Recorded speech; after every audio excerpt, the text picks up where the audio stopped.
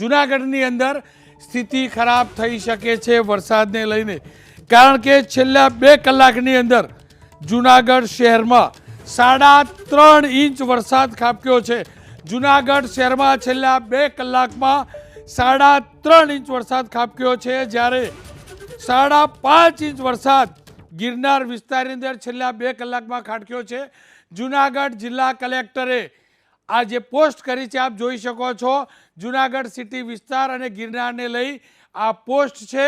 આ વિસ્તારોમાં ન જવું અને ખાસ કરીને પાણીનો ભરાવ થતો હોય છે વરસાદના સમયે, ત્યારે શક્ય હોય ત્યાં સુધી બિનજરૂરી બહાર ન નીકળવું।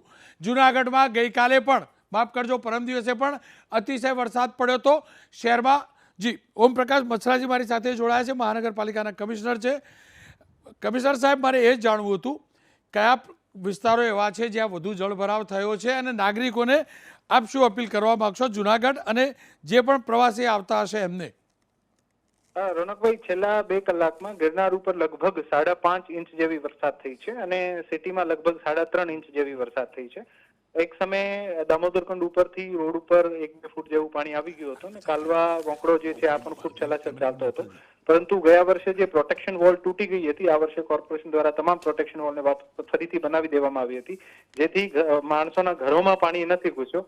પરંતુ અમુક સોસાયટીઝ એવી છે જે બીજી રીતે, કોઈ નાના રમકડા બીજી રીતે અથવા રોડના પાણી જે ઘરોમાં આવતા હોય, એવા વાલન સોસાયટી, લક્ષ્મીનગર અને મધુરમ વિસ્તારમાં મીરાનગર કરીને વિસ્તાર છે, ત્યાં ઘરોમાં પાણી આવ્યા છે। કોર્પોરેશનની ટીમો તમામ જગ્યાએ મોજૂદ છે અને જે નાની મોટી દિવાલ તોડવી પડે અથવા રસ્તો બનાવવો પડે પાણી માટે, ત્યાં ટીમો સજ્જ છે। હું જૂનાગઢના તમામ નગરજનોને અને અપીલ કરું છું, જે પણ ભાવિકો અહીંયા આવે છે, કે આજની રાતમાં કદાચ જે વધારે વરસાદ થાય તો પોતપોતાના ઘરમાં રહે અને જે નેક્સ્ટ ટાઈમ જે 2-3 દિવસથી જે અમે જોઈએ છીએ ગિરનાર ઉપર ખૂબ વધારે વરસાદ થાય છે અને ખરેખર અમુક આજે આનું રોડ છે આના ઉપર પરિસ્થિતિ વિકટ થઈ જાય છે, જેથી મારી અપીલ છે કે આવનારા 2-4 દિવસમાં આ હવામાન વિભાગની આગાહીને જોતા ટાળીએ તો વધારે સારું રહે, કારણ કે પછી છેલ્લી ઘડીએ આપણે કોઈ જાનમાલ હાનિનો બનાવ ના બને। કમિશનર સાહેબ, આપનો ખૂબ ખૂબ આભાર। ખેર જૂનાગઢ કલેક્ટર મારી સાથે જોડાય છે। કલેક્ટર સાહેબ, આપની પોસ્ટ અને આપનો સંદેશ પણ મેં દર્શકો સુધી પહોંચાડવાનો પ્રયાસ કર્યો છે। ફરી એકવાર આ જ માધ્યમથી આપ લોકોને શું અપીલ કરવા માગશો, જૂનાગઢના લોકોને શું કહેવા માગશો, જૂનાગઢ આવનારા યાત્રિકોને શું કહેવા માગશો અને હાલની સ્થિતિ છે શું? ધન્યવાદ રોનકભાઈ, આપે મારો મેસેજ લોકો સુધી પહોંચાડ્યો। સાંજે 6 થી 8 માં ખૂબ ભારે વરસાદ પડ્યો છે। ગિરનાર પહાડ પર જે અમે વરસાદ નોંધ્યો એ લગભગ 5.5 ઇંચ જેટલો છે અને જુનાગઢ સિટીમાં 3.5 ઇંચ જેટલો છે।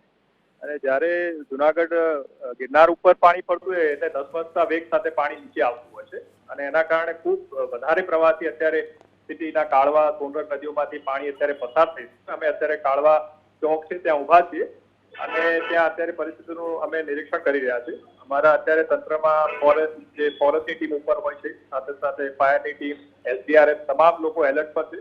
અમે આપના માધ્યમથી લોકોને ખાસ અપીલ કરવા માંગે છે કે આજે રજાનો દિવસ છે, એટલે આ પરિસ્થિતિને ધ્યાને લઈ અને બિનજરૂરી આપણો પ્રવાસ ટાળો અને અત્યારે સિટીમાં જો હોય બહાર નીકળ્યા હોય તો તાત્કાલિક પોતાના ઘરે એ પરત ફરે અને તંત્રને આ પરિસ્થિતિ માં અમને સહકાર આપે, જેથી કોઈ પણ પ્રકારનો અઘટિત ઘટના ન બને। સર, જૂનાગઢ શહેર સિવાય જે ડાઉન સ્ટ્રીમ છે, ગ્રામીણ વિસ્તાર આવતો હશે, ત્યાંના લોકો માટે કોઈ એલર્ટ અથવા કોઈ સૂચના? ચોક્કસ, આ પાણી જે સિટીમાંથી અને સિટીની બહારથી જ્યારે ઓજસ નદી મારફતે અમારા ખેડ વિસ્તાર સુધી પહોંચતું હોય છે, એ લગભગ અહીંથી પાણી નીકળ્યા બાદ 8 થી 10 કલાકે ત્યાં પહોંચતું હોય છે।